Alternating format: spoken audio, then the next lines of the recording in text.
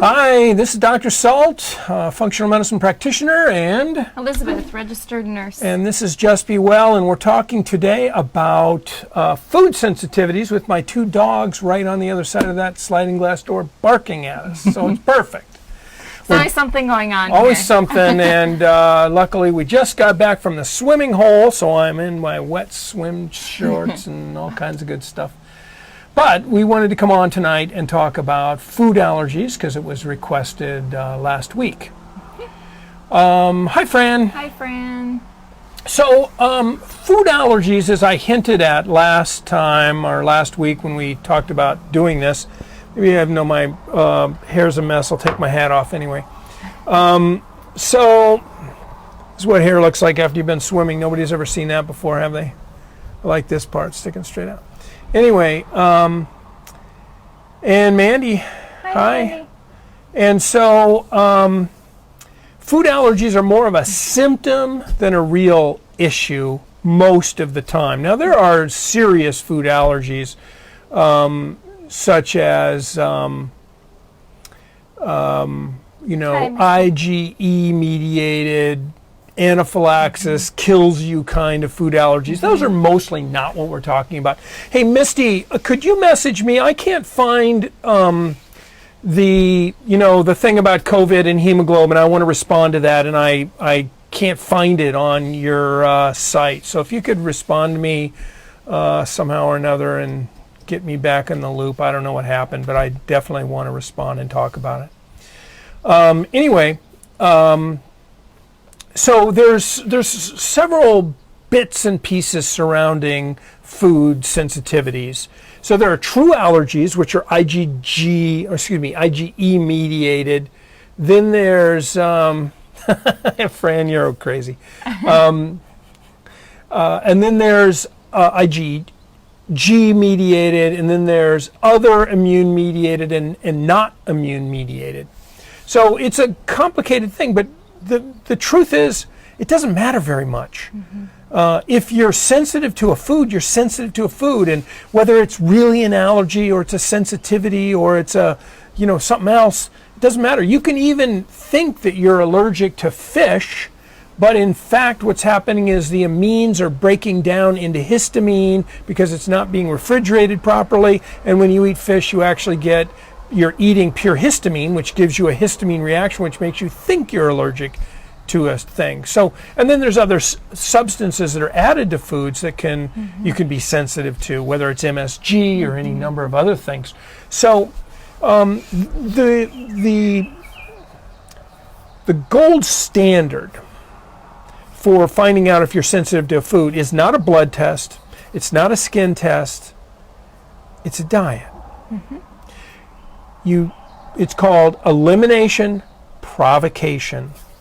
Elimination provocation. So you eliminate foods from your diet on, say, a comprehensive elimination diet or on a Renew diet.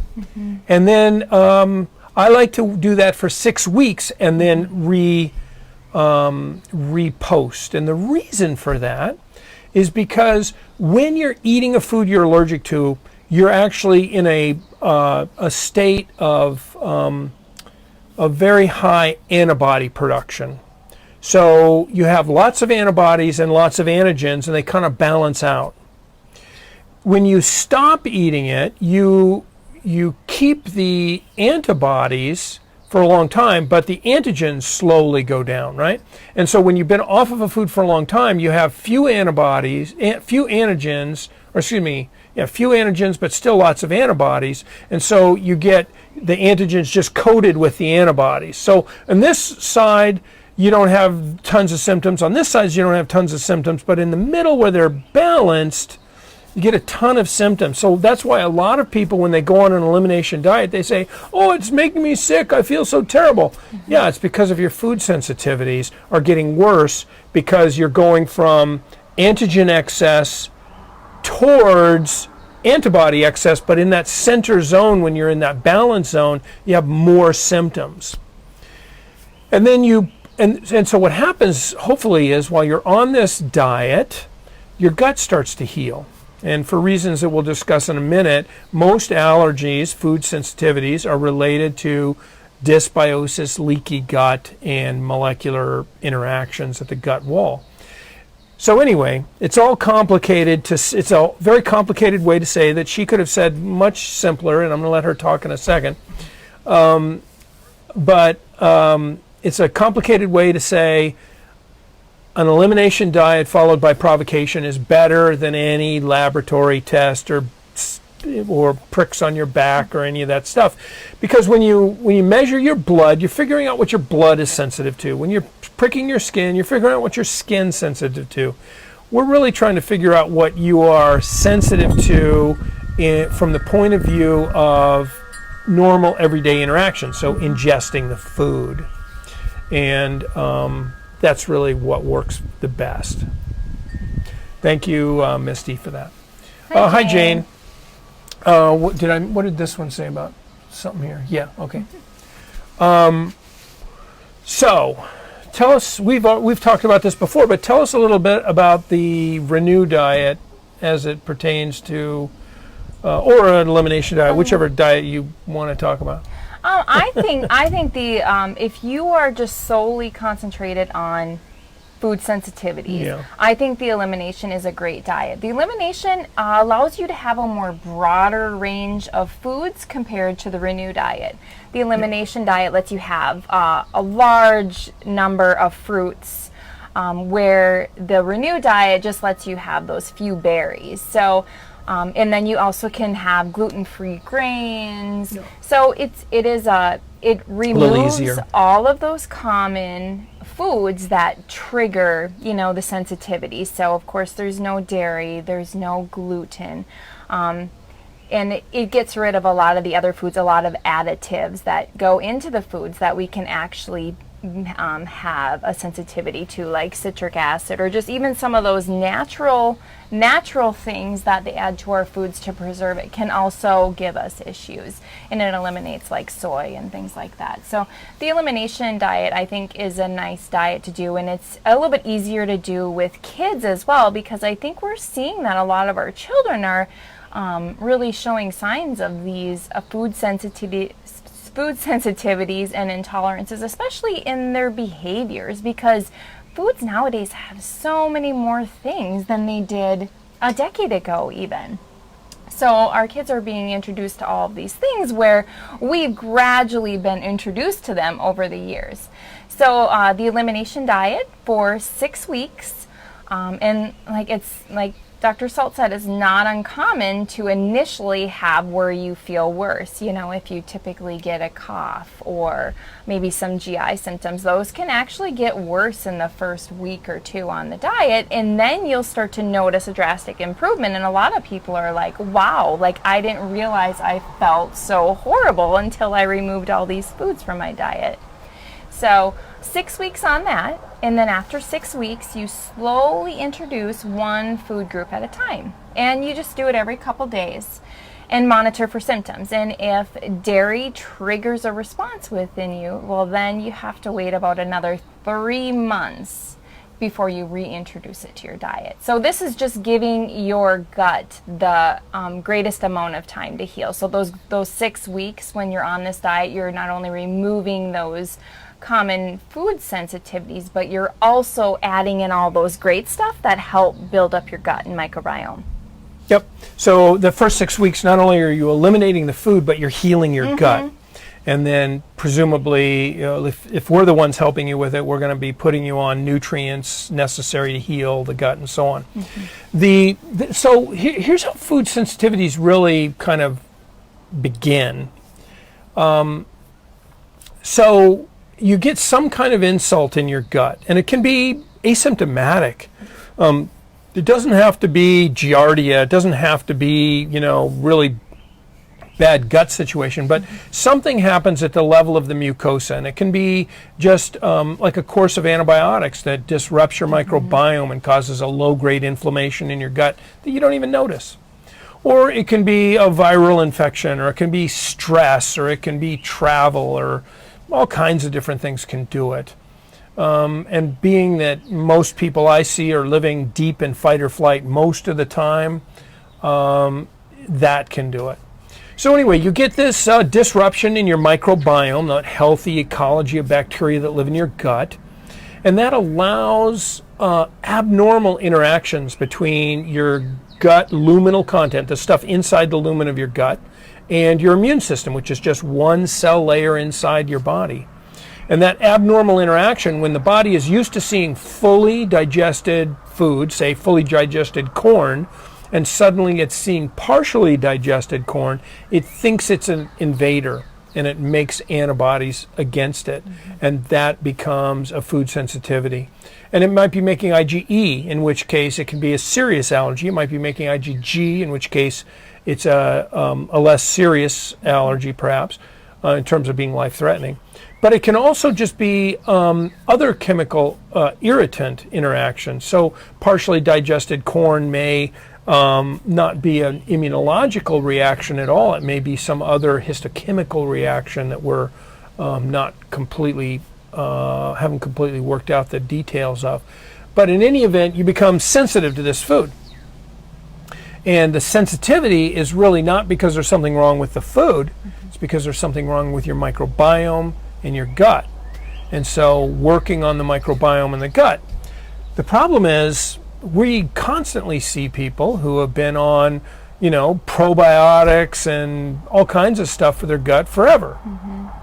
But what they haven't done is gone a step backwards from that. It's like, okay, well, it's nice that you're on probiotics. That's probably preventing it from getting worse and worse and worse. But the real question is, why did it get goofed up in the first place? Why did your gut get goofed up? And it may have nothing at all to do with your gut. It may have to do with your worldview of panic and worry about any number of things in your life, ranging from the specter of COVID-19 and, all the things that are crazy right now, or just, some grief and loss in your life, or a number of other things. Or it may have to do with the recent antibiotics, or, there's a zillion things that could be. And you got to figure that out, and then you got to figure out how to comprehensively restore it. And that's really what functional medicine is about. And we've talked about, antecedents, those things that predispose you. So you may have a family history of atopic allergy or inflammatory disease or whatever. And then triggers are those things that set in motion. So you might have gotten, that course of antibiotics or that stressful event that caused a grief in your gut. And then mediators are those things that keep it going. And we figure all that out by looking at your timeline, trying to understand how this disease developed and when it developed, and looking closely around the time it developed, and then filling out the matrix, that the gut issues and the immune issues and the energy issues and detoxification issues and communication issues and so on, and then the mental, emotional, and spiritual issues. So food allergies are not just about the food. Almost nothing in medicine is just about the symptom. It really requires taking a deeper look. And then the other problem is probiotics don't stick. So really what we're trying to do is rebuild a lifestyle that supports a healthy, diverse, robust microbiome. And that means lots of prebiotic fibers.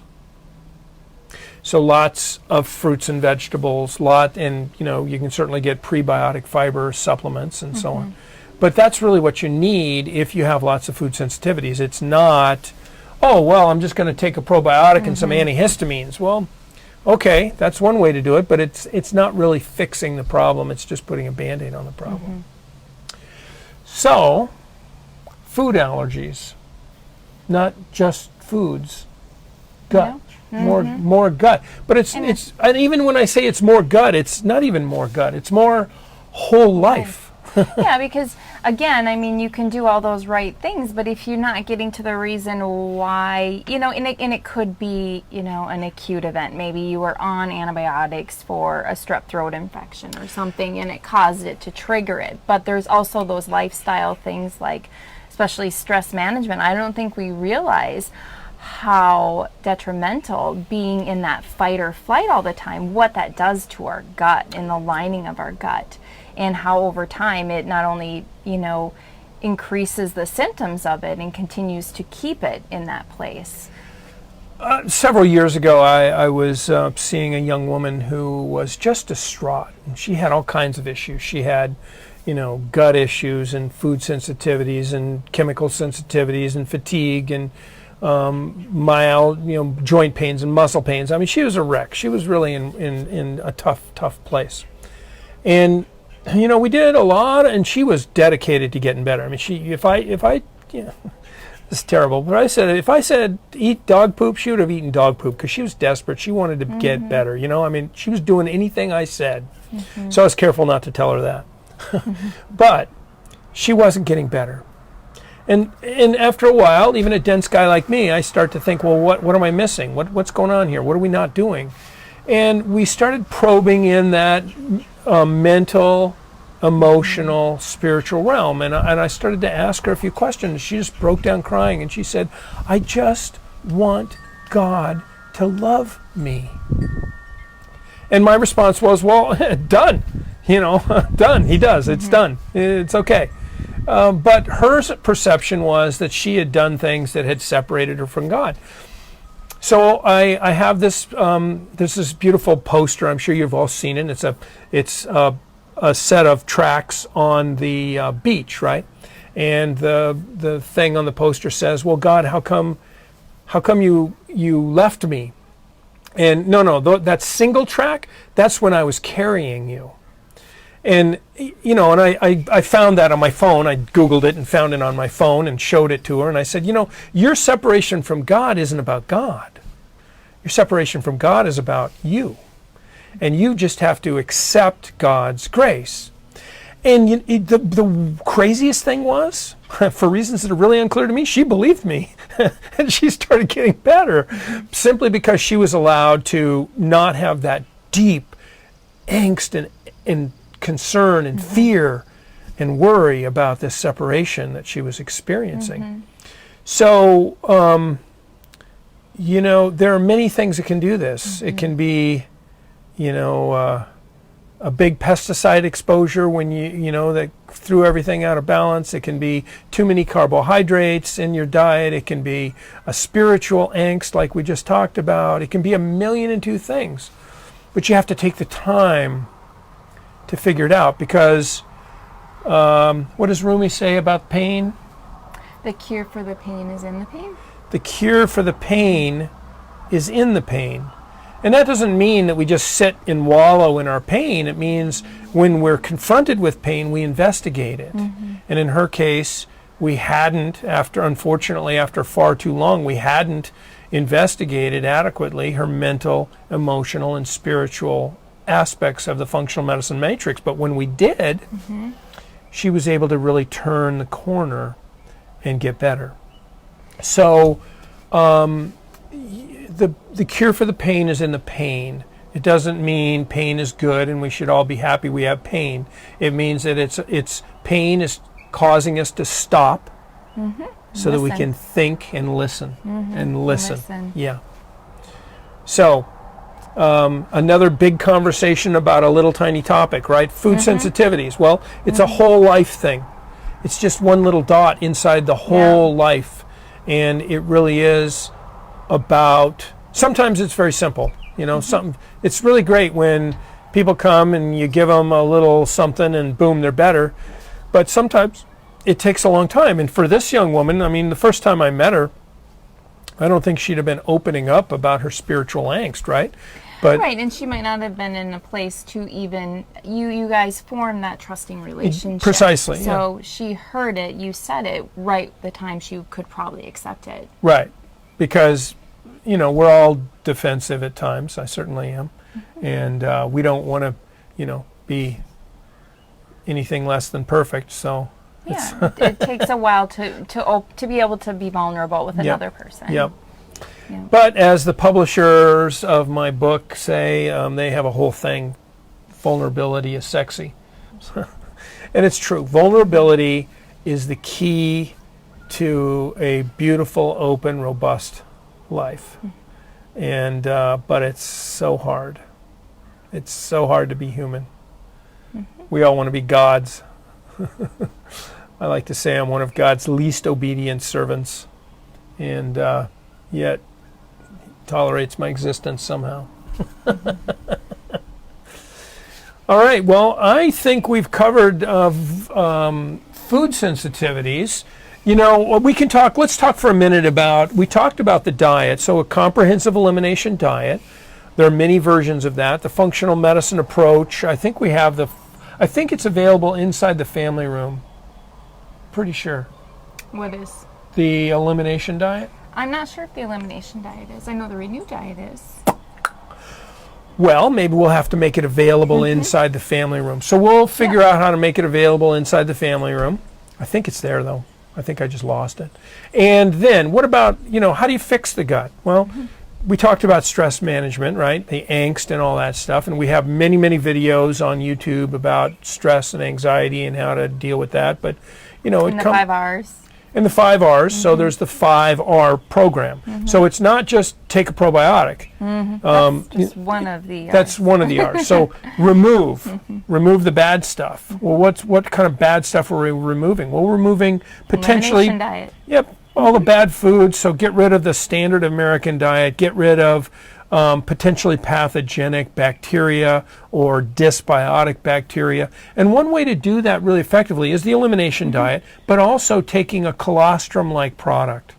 So either true colostrum or maybe a egg-derived immune globulin or a serum-derived immune globulin, but something that is targeted, that isn't going to just wholesale kill off all the bacteria, but instead is going to be targeted. So that's remove. Replace. Well, replace what? Digestive factors, so enzymes, digestive acids, bile acids, things like that. And then what was replaced? Replace. Reinoculate. Thank you. Reinoculate what? Well, some probiotics, but also prebiotics and expanding the fibers in your diet. And a lot of people who have this problem will say, well, gosh, I can't eat vegetables because they make me bloat up.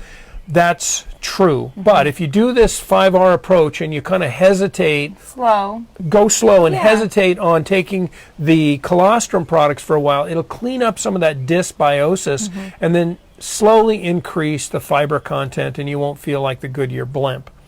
So that's remove, replace, reinoculate, repair. So repair is basically a multivitamin, multimineral, some fish oil, some things like that to reduce inflammation, and then you might need glutamine, which can repair your gut. Some people like to use collagen for repairing the gut, that kind of stuff. And then the last one is rebalance. And rebalance is really getting a hold of the angst and anxiety. It's really taking a look at the entire life style that landed you where you are, and how do we fix it so you don't have to go back through that again. In each one of those pieces you can see, just with the quick overview, how important each one is. I mean, if you miss one of those, if you miss rebalance, well, you're going to be feeling great, but you didn't rebalance your system and figure out what got you there in the first place, so you will end up there again. So, each one is. And if you look on YouTube, we have a whole series on the 5R. We have an introduction that goes over basically what I just went over, and then a video on each of the 5R. So, that's kind of how you dive into the gut itself. But then that 5th R, rebalance, that's where you really look at the totality of lifestyle. Yeah. Jane, elimination diet. I think I know what you mean, Jane. Like, it has diet in there and elimination. So what can I actually eat? But actually, there is a wide, that's probably not the best name for it, but it's the name they gave it. But there is a wide elimination variety of great food foods. plan. How's that? It's really should be called the actually its fancy name is the oligoallergenic food plan. So there you go. You can call it that if you'd like. Oligoallergenic food plan. The low allergy food plan. There you go. Yeah. So allergy elimination food plan. Allergy elimination food We plan. could come up with names all day. But yeah, I do get that. The elimination diet almost turns you away. Yeah. All right. Any questions about any of that? Otherwise, I think we're going to let you go because we haven't had dinner yet and I'm starving. Pretty soon, children are going to start knocking on that door too, besides the dogs Yep. barking. Yep. All right, and Misty, I'll get back to that conversation. I don't know why I couldn't find it. I know I know where it is. Your group is Scleroderma Functional Medicine Approach, whatever. And I was on your site, but I couldn't find it, and I'll get back there. All right. Well, we will see you on Wednesday night, where we'll continue the conversation about food allergies. This was just sort of the overview. We're going to dive deeper on food allergies on Wednesday, and then again on Friday, and then we'll be begging for the next topic. So think about what you want to talk about after food sensitivities, and we'll see you then. All right, good night. Let me just make sure one more. Nope, nothing. Good night. Bye. Bye.